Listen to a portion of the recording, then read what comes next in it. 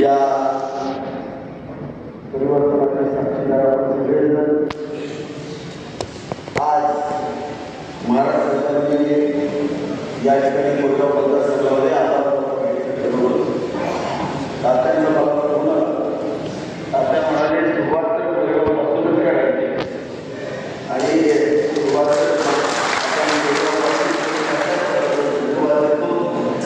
आज महाराष्ट्र सरकार त्यांच्या वतीनं प्रमुख कार्यकर्त्यांचे आभार मानण्यासाठी हा आभार मिळावा या कार्यक्रमाला उपस्थित असणारे आपला सर्वांचा दैवत श्रीमान छत्रपती खासदार भोसले सुनील शेंगाडकर रणधीरजी जाधव आमच्या संजय गांधी नेतृत्वाचे अध्यक्ष विजयराव घोरपडे माझे नेते मधुकर पाटोळे आमचे दुसरे नेते जिल्हा माझं अशोक सर सरपंच उपसरपंच पार्टीचे सर्व प्रमुख भारतीय जनता पार्टीचे सर्व पदाधिकारी सर्व पदाधिकारी असणारे आपण मोठ्या संख्येनं आपल्या मतदारसंघातील प्रमुख कार्यकर्ते बंधू आणि भगिनी ही निवडणूक लोकसभेची जरा वेगळी निवडणूक होती.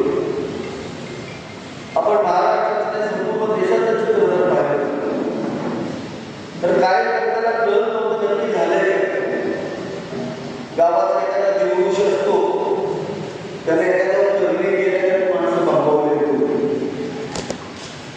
माझ्याकडे बाबासाहेब लोक यायची सुरुवातीच्या काळात आणि म्हणायची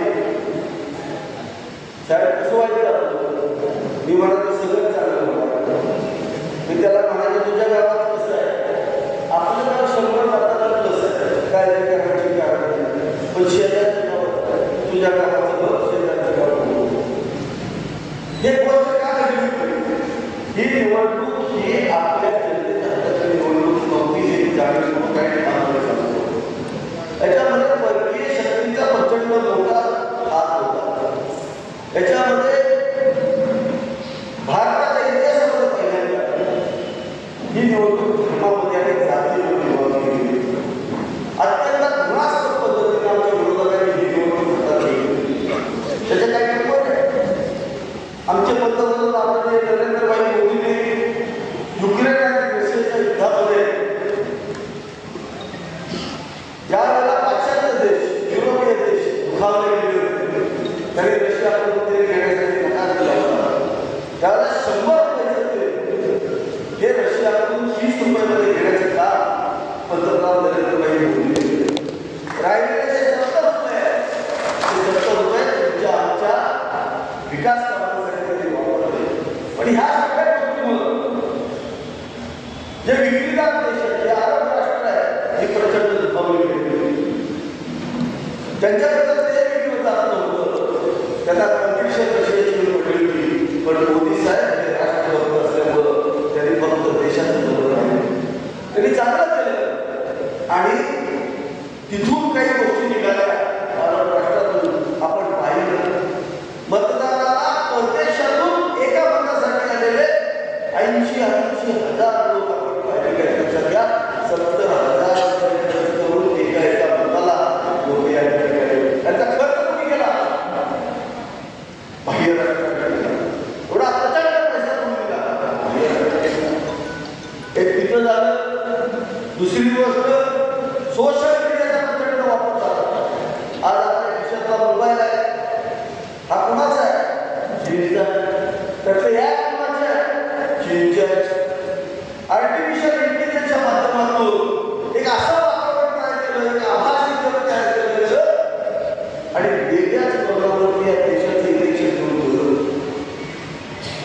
जी निवडणूक राष्ट्रीय मुद्द्यावरती व्हायला पाहिजे होती जी निवडणूक विकासाच्या मुद्द्यावरती व्हायला पाहिजे होती ती निवडणूक किरकोळ प्रश्नांवरती घेतली आणि लोक ते प्रश्न या ठिकाणी सुरुवात अरे गेल्या 10 वर्षामध्ये हे राष्ट्र कुठून कुठे गेलं याचा विचार लोकांना त्या ठिकाणी विसर पडलेला आपल्याला दिसत. या राष्ट्रानं जे दिवस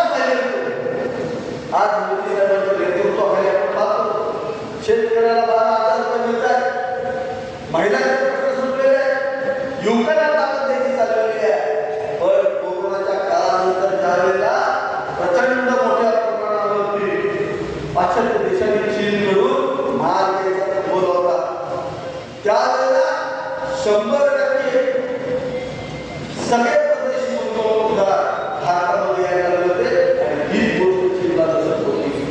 त्यामुळे चीनच्या माध्यमातून सुद्धा या ठिकाणी मोठ्या प्रमाणावर सोशल मीडियाचा हायलाइटिंग करण्याचा प्रयत्न झाला. जे आमचे उमेदवार आहेत त्यांच्याबद्दल खोटे आरोप पसरवले. आता तुम्ही मला सांगा, हे म्हणाले महाराजसाहेब भेटले तर तेवढाच नॅरेटिव्ह चेंज झाला होता. अरे मला सांगा, महाराजसाहेब 24 तास राहतात, रोज लोकांना भेटत असतात. महाराजसाहेब मतदारसंघामध्ये राहतात. ज्या उमेदवाराला तुम्ही उमेदवारी दिली होती 24.5 वर्ष त्या मतदारसंघाचं त्यांनी प्रतिनिधित्व केलं, सातारा जिल्ह्याचं प्रतिनिधित्व केलं. त्यांना अजून या सातारा जिल्ह्यामध्ये राहायला वेळ मिळाला असल्या उमेदवाराच्या पुढे सेट केलं. ज्या उमेदवारांनी 4,000 कोटी रुपयाची जमीन हडपली, एवढा प्रचंड भ्रष्टाचार केला, त्या उमेदवाराला महाराजसाहेब नवबधूसारख्या नवा जोडा लावून किती चांगला आहे म्हणून दाखवण्याचा प्रयत्न केला. महाराजसाहेब आपण काय केलं, सगळं उघडं केलं. जुन्या सगळ्या गोष्टी बाहेर काढल्या, सर्व सगळ्या बाहेर काढल्या. जो व्यक्ती यशवंतराव चव्हाण साहेबांच्या विचारांच्या जिल्ह्यामध्ये पवार साहेबांचं संपूर्ण राजकारण आज चव्हाण साहेबांच्या विचारावर झालं असं ते म्हणताय, त्या ठिकाणी असला उमेदवार दिला गेला आणि कोणाचा विरोध दिला गेला. आमचं स्फूर्तीचा अख्ख्या महाराष्ट्राचा राज्य श्रीमंत छत्रपती उदयनराजेंचा. अरे मला काहीतरी वाटायला पाहिजे होतं, आपण चुकीचं वागला. एका बाजूला तुम्ही मराठा समाजाबद्दल प्रेम दाखवला आणि दुसऱ्या बाजूला जातीची तुम्ही त्या ठिकाणी अपमान करत होता. तर तुमची जागा जनतेला दाखवून दिला. ज्या ठिकाणी सरकारचा बाध्य जिल्हा होता, तुमच्या सगळ्यांच्या साथीनं आता तुमच्या निवडण्याची निवड होणार. गुन्हा गुन्हाकडे गुन्हा सातारा जिल्हा आमचा बाले जिल्हा म्हणायचं. महाराजांच्या नेतृत्वाखाली काम करत होतो, मी करत होतो, कोणदादा करत होते, अतुल बाबा करत होते, शंभूराज देसाई करत होते, आमचे नेते सुरेंद्र बाबा करत होते. आम्ही मुदनदादा भोसलेंनी काम केलं, मकर बाबांनी काम केलं, ज्यांना त्यांना स्वतःच्या परीने काम केलं. सगळ्यांचा विचार येत होता. कितीही माहिती वाटत असलं तरी त्या महाराजांच्या पट्टीत काम उघडायचं, प्रत्येकाने स्वतःच्या परीने दाखवलं पाहिजे. परंतु कार्यकर्त्याला त्या मोबाईलमध्ये बघायची सवय असल्यामुळं त्याला भानामध्ये त्या भानामध्ये हे सगळे कार्यकर्ते बाहेर पडले. महाराजसाहेब 355 बूथ पैकी फक्त 130 बूथ आपण मागाय, बाकी सगळे बूथ आपण एवढं मोठं काम हा मोठ्या ताकदीने म्हणजे स्वतंत्र 250पेक्षा जास्त बूथला ताकदीने या ठिकाणी काम केलं. प्रत्येक कार्यकर्ते स्थानिक उमेदवार होते, त्यांनी खूप ठिकाणी खूप प्रचार केले. मला तर प्रत्येक म्हणायचा इलेक्शनच्या आधी म्हणायचा बाहेर आपल्या मतदारसंघातले बाहेर ते म्हणायचे आमचे पुढचे उमेदवार राहून सांगताय 32,000 गोरेगाव मतदारसंघामध्ये. पत्रकार मित्र पण बऱ्याच विचारलं, अरे त्यांचा अंदाज गोरेगावमध्ये 32,000 मतांनी मी म्हणायचं असतील पण परवा कसे ते जिंकले कसे ते बोलत ते संध्याकाळी असते ना, मी काय सांगत असतो त्याचं उत्तरच भेट. संध्याकाळचं ते सगळ्यांनी संध्याकाळी घ्यायला कुठतरी भेटलेलं असतं, तुम्ही झालंय.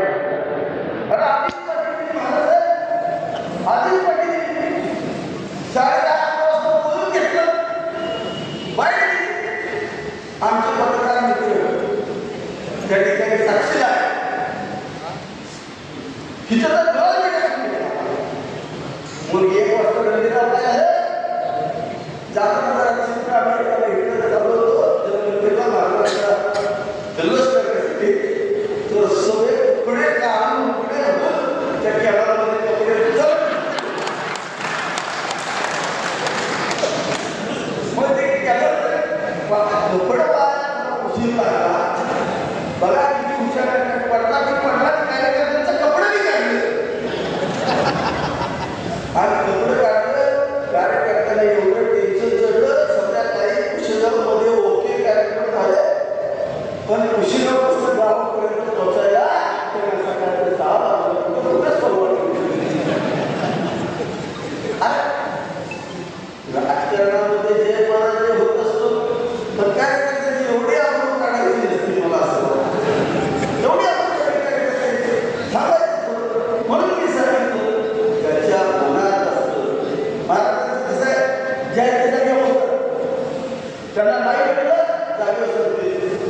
त्यांच्याकडे त्यांचा चेहरा पण केला तर कपडे पण काढले हे नेतृत्व आहे त्यांच्या मनाचे डोक्याचे काही पोटाचे दिसतं जे मनात आणि डोक्यात असतं ते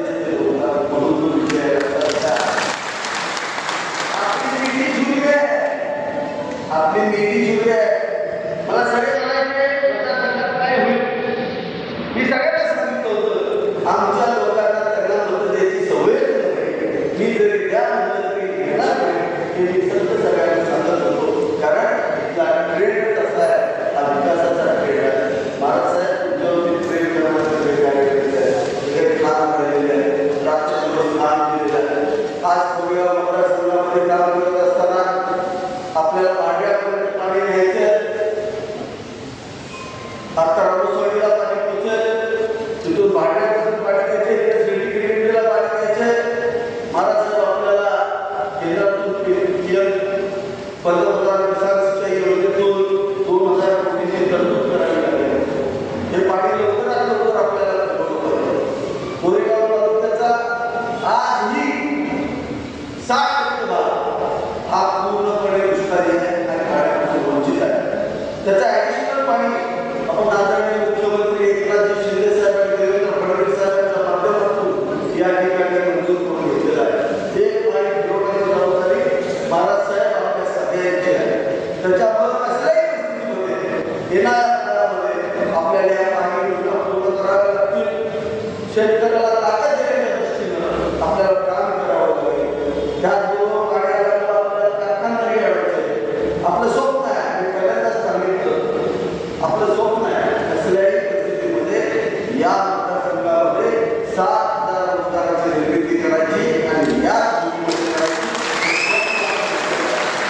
सुरुवातीच्या पहिला कारखाना चालू होईल 2-3 महिन्यामध्ये त्याच्यामध्ये 300-400 जण लागतील टप्प्याटप्प्यामध्ये 40-50 कारखानदारी आपण या ठिकाणी उभी करतो जे टेक्नॉलॉजीमध्ये नंबर असतील अशी कारखानदारी या भागामध्ये उभी करण्याचं काम आपण सुरू केलेलं आहे आपल्याला आता उद्देश माहिती पुढचा काय करतो ह्याकडे लक्ष द्यायचं नाही आज आपल्या ज्या ग्रुपमध्ये आपण मायनस झालो कशामुळे मायनस झालो त्याचं कारण काय हा आता प्रमुख कार्यकर्त्यांनी चिंतनाचा विषय आहे आपले बूथ मंजूर करायचे आणि बूथ मंजूर करून चांगली घरे आपल्याला या ठिकाणी उभी करायची आहे मी सगळ्यांना विनंती करतो येणाऱ्या काळामध्ये आता काही लोक बोलले तिकडे काल महाराष्ट्र बारामतीमध्ये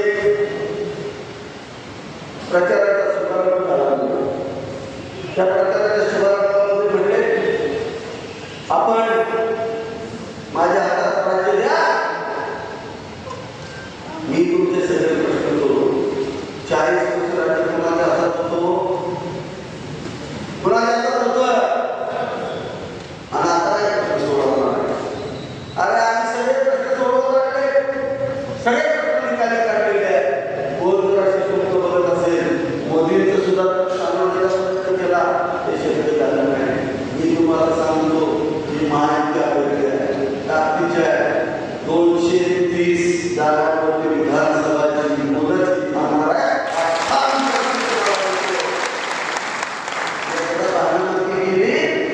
बारामती भागामती त्याच्या मुंबई झाली मुंबई 7-8 टाकायचं निघाल्यापेक्षा ही भागामध्ये आता बोलून जाणार तिथं राहणार नाही त्यामुळे काळजी करायची कारण नाही पूर्ण ताकदीनं घोषणा कामाला लागायच्या तुम्ही बघून द्या आपण पुढच्या लागण्याला शिकवण करायचं नाही पण आपण चुकीचे सुद्धा उचलायचं नाही आपण आपल्या सामान्य माणसाची सेवा करून लोकशाहीच्या मार्गाने त्या ठिकाणी आम्हाला सुरुवात करायचं जिथं